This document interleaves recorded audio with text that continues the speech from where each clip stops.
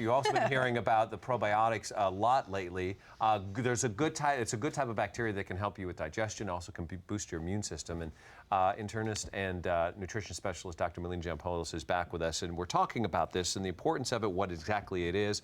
What are probiotics? Well, that's a great question. People are really surprised to know that we have trillions of bacteria in our digestive tract. We actually have 10 times as many bacteria as we do human cells. So they're a really important part of our health. And there's good ones, there's bad ones, and there's more neutral ones. The good ones are called probiotics.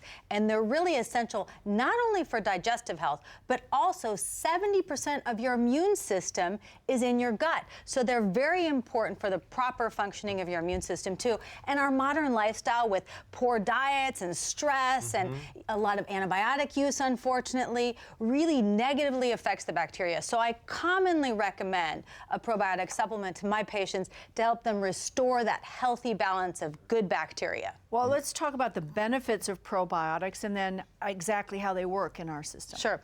Well, they work in a lot of different ways, and we don't know everything yet. It's really an emerging area of research, but they can help with digestion. For example, they can help you digest milk products. They can actually help produce vitamins in the body, and they're very important for feeding the cells of the colon. So if you think about it, you really want healthy colon cells, not only for digestion, but also as a defense mechanism. They're a barrier, just like our skin is a barrier. They're an internal barrier, so we don't want some of the toxic byproducts of food to go into our system. So they're really important.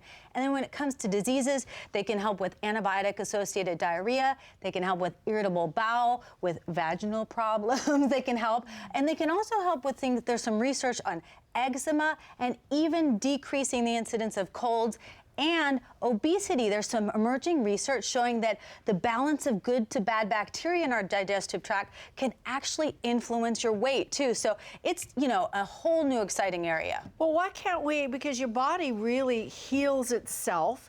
You have all these billions of little cells inside of you. Why can't your body balance itself on its own? Why do we need supplements in order to make our bodies function properly? Well, that's a great question. I think the biggest thing is we live in a more toxic world. So maybe, you know, in the old days, we actually consumed more naturally probiotic-rich foods. So fermented foods, those were more a part of our regular diet, and the body regulated itself. I think when you introduce a lot of, you know, think about how many things we're exposed to. I read somewhere that we're exposed to like 150 chemicals on a daily basis.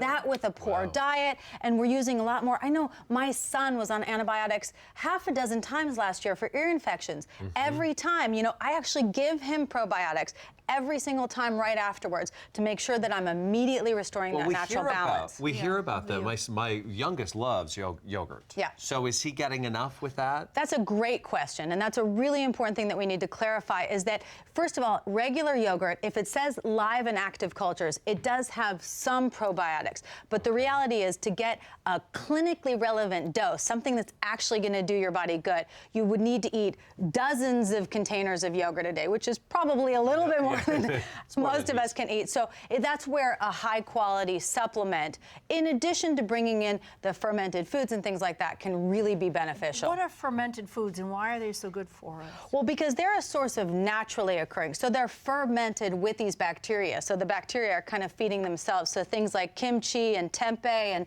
a lot of these different sauerkraut even, these are very important. And I also have here shown it's important to have the prebiotics, so the healthy foods that are rich in fiber to help feed the good bacteria, no matter what your source is. All right, so we're talking about if we do a supplement, what's important is the culture count? Is that what is that? Well, that's what we talk. So you just don't have enough of these bacteria in, you know, regular yogurt to have a meaningful effect on the body. So you want a culture count. The high potency supplements generally contain about 15 billion probiotics. So I said we have trillions in the body. So you need to get in the billions to really influence those ratios. Okay, so Ultimate Flora here, I'm reading this, and I don't know what this means, but if I'm just taking the totals here, total bifido, is that right? And lacto, 30 billion. Right, so this is a high potency This supplement. is- So this is really something that's going to give you a clinically relevant effect that's really going to help you, not just maintaining optimal health necessarily. So we don't have to jump in. Some of these have lower dosages of that count, but that's what we're really looking for. Yeah, you want, if you're really looking to get an effect, or you've had antibiotics recently, or you have some sort of digestive issues or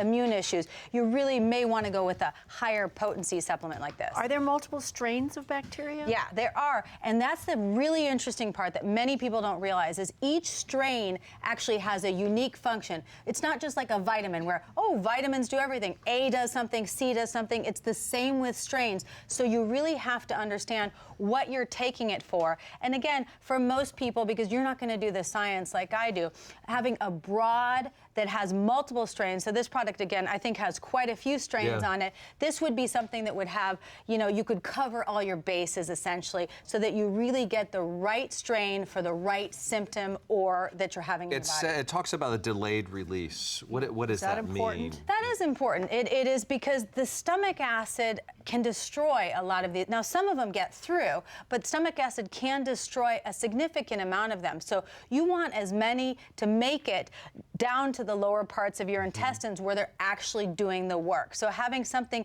that is released after it passes through the stomach can be beneficial, again, in delivering that clinically appropriate dose. About the potency of it. So how do you know that it's potent enough? Because there's an expiration date on Right. everything. So when is the best time to be taking these?